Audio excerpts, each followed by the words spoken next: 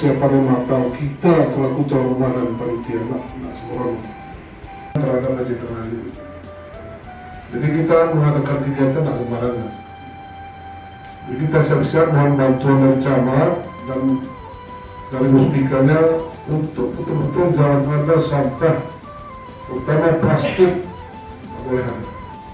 Saya mohon dukungan dari seluruh instansi dinas yang ada baik vertikal untuk mendukung kegiatan ini, karena satu kegiatan kita bisa